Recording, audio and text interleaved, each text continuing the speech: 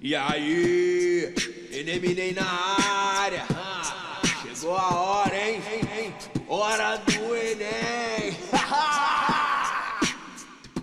É isso aí, minha gente, foco e fé no presente, vem que vem, manda bem, novembro tem Enem, vambora começar, roda a vinheta, tá.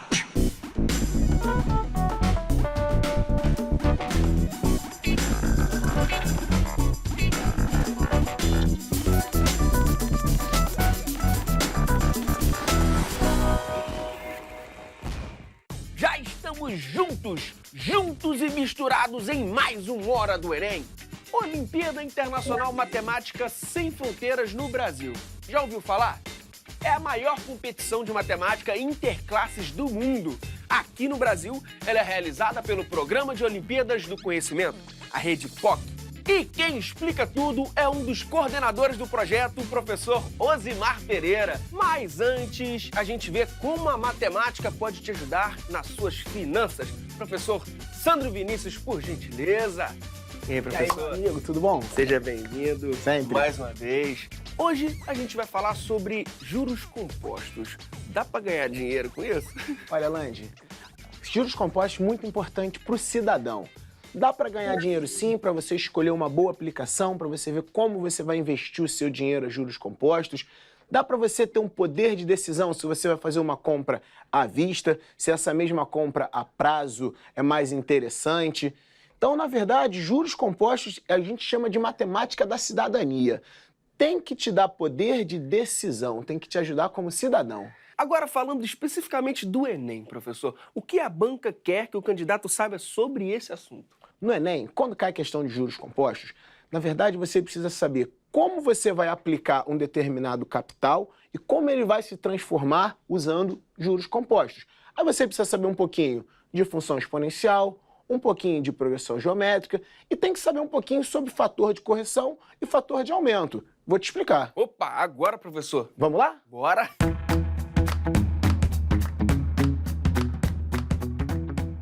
O que você precisa entender? Se eu vou fazer um aumento com uma taxa I, eu vou multiplicar essa grandeza por 1 mais I. Se eu vou fazer um desconto com essa taxa I, eu vou multiplicar essa grandeza por 1 menos I. Hoje você tem um salário S. Aí você vai receber 3 aumentos sucessivos de 10%. Opa! Vai ficar bom, hein? Ó, já fica a dica. O que significa? Hoje você ganha S. Daqui a um mês, você vai ganhar o seu salário S mais 10% do seu salário S. O que isso significa? Que depois de um mês você vai ganhar 1,1 vezes S. Ou seja, 1 aqui é o S. é isso. Show. É 1S mais 0,1 S. Perceba que o seu salário foi multiplicado por 1,1. O que é isso? Ó? É o S, 1 mais 0,1. Lembra que eu falei que era um aumento de 10%? Uhum. Aqui está a minha taxa, ó, o 0,1. No mês seguinte, o que você vai ganhar? Você vai pegar esse teu salário aqui e vai aumentar novamente. Então você vai pegar este valor e vai multiplicar novamente por 1,1. Então o que você vai ter? 1,1 vezes 1,1 S. Um produto de dois números iguais, o que você vai ter? 1,1 ao quadrado vezes S.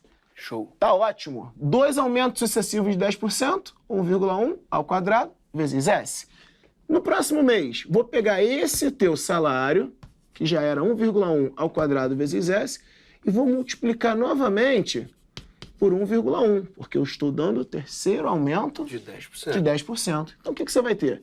1,1 ao quadrado vezes S, multiplicado por esse 1,1.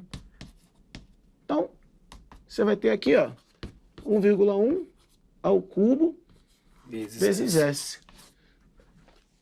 Como é que isso funciona de maneira geral? Você pega um capital e aplica com uma taxa I durante um tempo T. Esse tempo T são intervalos de tempo iguais. Então, Pega um capital, multiplica por 1,1 uma vez. Por quê? Porque tem uma unidade de tempo que a gente estipulou. Pego agora meu capital e vou multiplicar por 1,1 novamente. Se passa mais uma unidade de tempo. Sim. Se eu tiver T unidades de tempo, eu vou ter o meu capital multiplicado por 1,1, 1 mais I, elevado a T. Tá legal? Olha aqui, ó, nosso esquema. Peguei meu capital C. Passei um intervalo de tempo. Estou chamando aqui de capital 1. O que ele é? Esse capital multiplicado por 1 mais I. Mais uma vez, outro intervalo de tempo. O que eu fiz com esse meu capital? Multipliquei novamente por 1 mais I. Se eu fizer esse mesmo produto T vezes, onde que eu vou chegar?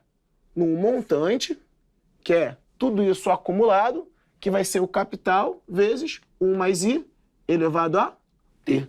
É como se fosse aqui, você colocou 3 aumentos. Então, 3 aumentos seria T. Isso. Beleza. Lembra que foram 3 aumentos sucessivos? Foram 3 meses que eu apliquei esse aumento de 10%. Que o aumento seria Exatamente. Lembra aqui, ó, esse I aqui, pra gente, é esse 0,1. É isso aí. Que foi o aumento de 10%. Agora, não vamos nem falar em você sofrer um desconto no teu salário de 10%. Não, é melhor deixar pra lá. Vamos pra questão, pode Vamos ser? lá? Questão 136 do Enem de 2017, caderno azul, primeira aplicação. Vou ler pra você, tá? Valeu. O empréstimo foi feito à taxa mensal de I%, usando juros compostos, em 8 parcelas fixas iguais a P. Significa o quê? Que você vai pagar 8 parcelas com o mesmo valor, e esse valor ele chamou de P.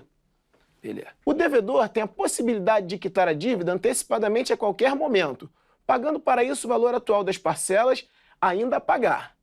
Após pagar a 5ª parcela, resolveu quitar a dívida no ato de pagar a 6ª parcela. A expressão que corresponde ao valor total pago pela quitação do empréstimo é...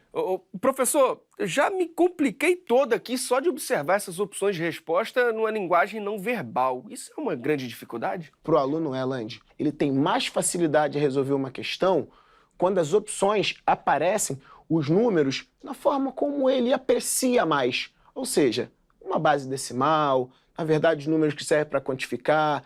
Ele acha ótimo quando, ao invés de P, por exemplo, aparece 100, 200, Um número, né? ou um número. Assim, para eles, causa uma certa dificuldade, mas pra gente não. A gente vai desvendar esse mistério. Opa, e agora, professor? Vamos lá.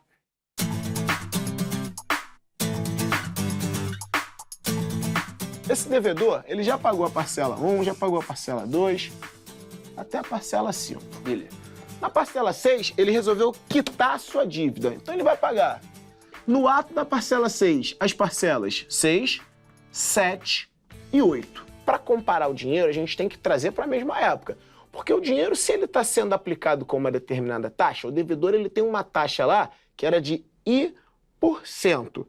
Então, já tem aí embutido uma taxa de juros de I%, e ele já fez isso tudo e calculou em parcelas fixas P. Mas se eu vou pagar tudo nesta data, olha só o que eu vou pagar. Eu vou pagar esse valor P. Beleza. Eu devia um determinado valor e esse valor, um mês após, ele virou P. Sabe o que significa? Que eu tinha um valor pequenininho aqui, V, que foi multiplicado por 1 mais I% para virar P. Então, eu peguei esse valor Vzinho e multipliquei por 1 mais I% para virar P. Se eu quero trazer este valor para a parcela 6, o que eu vou fazer? Se eu teria que multiplicar por 1 mais I sobre 100, eu vou dividir. Beleza. Então, para trazer para cá, o que eu vou fazer? Vou dividir por 1 mais I sobre 100. Então, repara, para trazer a parcela 7, o que eu fiz? Eu peguei o P e dividi por 1 mais I sobre 100. Para passar para frente, eu pego o P6, multiplico, e para voltar eu pego o P7 e divido. Na verdade, não é o P6. P6 é só parcela 6, parcela 7, parcela 8. Eu pego a parcela que era fixa. O valor que eu tinha aqui nesta data, multiplicado por 1 mais I sobre 100, virou P, lá na data da parcela 7. 7. Agora, repara aqui. Eu tenho um valor V aqui nesta data da parcela 6. Sim. Esse valor V, para ser pago lá na parcela 8, eu vou aplicar esse 1 mais I sobre 100 uma vez e depois outra vez. Então, para chegar a um valor V aqui lá na parcela 8, eu vou ter 1 mais I sobre 100 multiplicando 2 vezes. A gente já sabe. Multiplicou 2 vezes, eu tenho 1 mais I sobre 100 elevado ao quadrado. Então, essa parcela aqui, P, é um valor lá na parcela 6, V, multiplicado por 1 mais I sobre 100 ao quadrado. Como é que eu faço, então, para voltar com esse valor para essa data? Eu divide por 1 mais I sobre 100 ao quadrado. Então, vamos lá. O que eu vou pagar lá no ato da parcela 6? A parcela 6, cheia, P. Já tinha combinado. A parcela 7, só que eu vou pagar lá na data da parcela 6. Então, como é que eu transformo quanto eu teria que pagar na parcela 7 na parcela 6? É a parcela 7 dividido por 1 mais I sobre 100. Sobre 100. E também a parcela 8, só que paga lá na data da parcela 6. Então, é P dividido por 1 mais I sobre 100 ao quadrado. Se eu puser o P em evidência, ó, olha como é que fica. 1 mais 1 sobre 1 mais I sobre 100 mais 1 sobre 1 mais I sobre 100 ao quadrado. E aí você olha para as opções. Qual a opção que tem uma expressão como essa? É a opção A. Professor, chega aqui na frente. Vamos lá.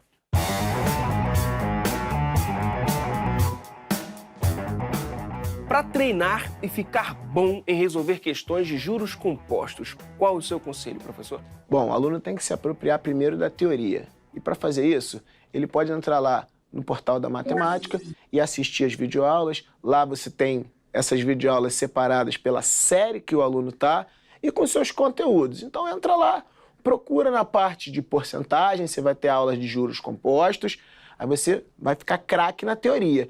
E aí você vai procurar bastante exercício para fazer. Aí uma dica que eu dou, entra no site do nosso amigo Walter Tadeu, lá tem um monte de exercício, já separadinho também pelo tema. Professor Walter, já deixo aqui aquele abraço. E também queria dar uma dica, os percursos educativos da matemática. Portal 100% gratuito, professor, produção aqui da TV Escola. Pô, com isso é só sucesso.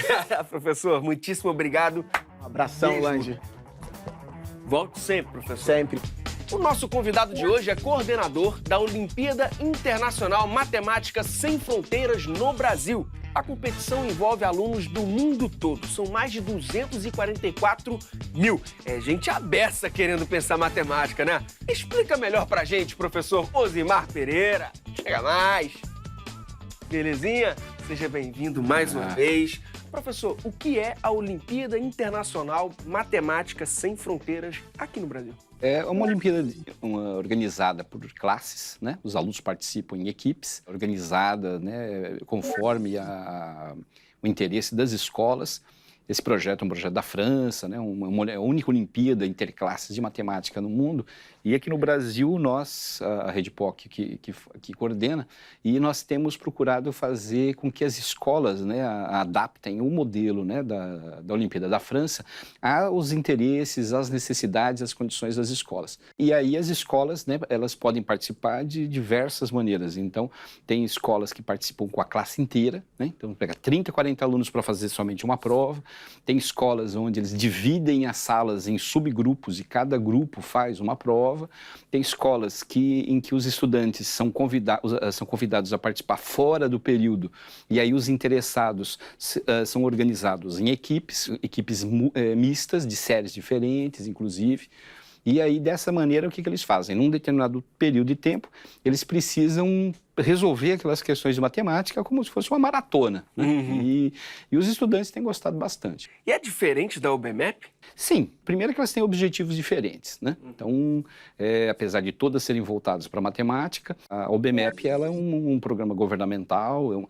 Hoje, com certeza, a UBMEP é a maior Olimpíada de Matemática do mundo. Olha aí. Né? O Brasil tem esse patrimônio. Há 10, 20 anos, quando eu comecei a trabalhar com Olimpíadas, eu falava muito da China. A China tinha uma tradição muito grande de Olimpíadas, mas não tinha um projeto como a UBMEP. E a UBMEP, então, ela tem uma super estrutura, as escolas participam, né, em grande escala hoje no Brasil, são milhões de estudantes participando, mas ela segue a filosofia da grande parte das Olimpíadas, que é o trabalho individual. Então, cada estudante pega a sua prova e faz sozinho. Agora, no Matemática Sem Fronteiras, essa proposta que surgiu na França, ela veio justamente para poder criar um outro tipo de competição, né? Não há competição melhor nem pior. Né? Então, não há competição que desenvolva mais. Não, todas as competições, todas as Olimpíadas são boas, e só que a Matemática Sem Fronteiras foi pensado para trabalhar uma coisa que as outras todas não pensam, que é o trabalho colaborativo. Né? Além da questão do idioma também, né? A prova ela é em português, só que tem uma questão que vem em inglês, vem em espanhol, vem em francês, vem em alemão, vem em italiano, e o estudante tem que escolher um dos idiomas, ler o enunciado, entender a questão naquele idioma que ele escolheu e resolver usando aquele idioma na solução. E no Brasil, quantas pessoas participam da Matemática Sem Fronteiras? Hoje nós temos mais de 1.000 escolas participando em todos os estados e mais de 100 mil estudantes nas escolas participando. O Brasil hoje, apesar do projeto ser internacional, já mais de 20 países participarem, e a própria França, né, tem uma grande tradição e ser a criadora, por quantidade de participantes, a França está em terceiro lugar, a Alemanha está em primeiro e o Brasil, no ano passado, estava encostando na Alemanha. Então, esse ano nós estamos acreditando, quando as estatísticas foram feitas, é provável que o Brasil seja o primeiro em número de participantes. Professor, eu soube que você viaja o Brasil inteiro, te acompanho no Instagram. Então, queria saber como está o interesse do jovem brasileiro pela matemática. A matemática, obviamente, é uma ciência, né, básica, fundamental, né, todo mundo sabe disso, que, obviamente, assusta muita gente. Mas o que eu tenho observado, né, ao longo desses anos, aí, já nessas décadas, e recentemente, nesses últimos 10 anos, trabalhando com Olimpíadas de Matemática em especial, que o interesse dos estudantes ele é cada vez maior. A UBMEP, eu acredito que seja o melhor exemplo, tanto que ela se tornou uma maior Olimpíada do mundo hoje em quantidade de estudantes também, né? E nós vemos os estudantes empenhados, interessados, envolvidos, né? E às vezes as pessoas falam, as pessoas têm que gostar de tudo. Eu acho que querer que todo mundo goste de matemática, querer que é a mesma coisa que todo mundo gosta de futebol, né? Não dá. Eu não gosto de futebol. O que é importante é que as pessoas, mais que gostem, elas dominem os conceitos básicos de matemática para poder ter um desempenho pleno na vida, como cidadão, profissionalmente. Porque a matemática, o que falta, ela é ser vista como uma ferramenta, não um castigo. Exatamente. Ela não é um obstáculo, né? Ela é um apoio que o estudante vai ter em várias maneiras para desenvolver o raciocínio dele, para ele ver as coisas. E a gente vê que os estudantes, nos ambientes onde há programas de incentivo, eu estive agora no Maranhão, lá visitando o IEMA, eu estava com um festival de matemática nas unidades, e eu visitei algumas unidades. Foi uma coisa assim muito interessante, porque dentro da proposta pedagógica, um projeto novo aí do governo do estado do Maranhão, e assim, você via a escola inteira mobilizada, né? E com trabalhos assim de excelente nível. E os alunos muito empolgados. Era um carnaval de matemática. Era um carnaval de matemática. E nesse festival, nesse grande carnaval da matemática, você notou alguma semelhança com as Olimpíadas Asiáticas? A Rede POC, ela organiza no Brasil a seleção para várias Olimpíadas, né, no exterior. E, em particular, uma, né, que é organizada por uma instituição da Índia, ela se chama Convenção Internacional de Jovens Matemáticos. Diferente das Olimpíadas Internacionais diversas, em que os estudantes fazem prova, aquela coisa padrão. Nesse evento na Índia, né, essa convenção de jovens matemáticos, que vai acontecer agora em novembro, né, as escolas montam suas equipes e essas equipes elas vão para participar de várias tarefas diferentes. E são tarefas assim em que os estudantes têm que construir jogos, os estudantes têm quizzes de conhecimento matemático, têm que criar música, têm que criar uma série de atividades baseadas na matemática. E as atividades que eu vi no Maranhão, lá com o pessoal fazendo, eram exatamente compatíveis com o que desse evento, né? A única coisa que obviamente, para um evento internacional é que o grau de profundidade, o idioma, algumas coisas assim. E vem cá, como faz para participar desses eventos internacionais? Existem vários caminhos, né? Existe o caminho mais antigo no Brasil, que é através da Olimpíada Brasileira de Matemática, aqui do INPA, do Rio de Janeiro, que é a Olimpíada mais conceituada, mais antiga do país, e os estudantes têm todas as provas, são provas individuais, eles passam aquelas fases todas, e aí depois os estudantes que se destacam, depois no final, vão para as Olimpíadas Internacionais, para as quais a UBM e o INPA são responsáveis. Só que existem outras competições de matemática no mundo, né, cuja seleção no Brasil é organizada por instituições diferentes. No caso, a RedePoc, ela seleciona para algumas dessas competições internacionais. E aí, no caso das competições pelas quais nós somos responsáveis, os estudantes, para terem acesso, eles precisam participar da Olimpíada Internacional Matemática Sem Fronteiras. Eles participando, as classes com melhor classificação, são selecionadas, né, para participar dessas Olimpíadas Internacionais. Uma dúvida, professor. Os conhecimentos necessários para participar dessas Olimpíadas Internacionais, desses eventos, são parecidos com os necessários para participar aqui no Brasil? São cobrados, assim, os mesmos conteúdos? Obviamente, uma Olimpíada Internacional, ela exige um conhecimento mais avançado. O conhecimento em línguas é fundamental nesse momento. Inglês, em primeiro lugar. Principalmente. Existem, obviamente, muita matemática em todas as línguas, lógico, mas como o inglês hoje é o idioma do mundo, né? Então, que nem essa competição, agora no início de agosto vai acontecer a Olimpíada Internacional de Matemática da Ásia, esse ano vai ser na Tailândia, é a segunda vez de que o Brasil vai participar, e a prova é toda em inglês, não tem tradução, não tem intérprete, então o estudante ele tem que ter um domínio muito bom de matemática e de inglês, ele vai receber uma prova em inglês, vai ter que entender, resolver e, eventualmente, que tiver algum responder em inglês também, né?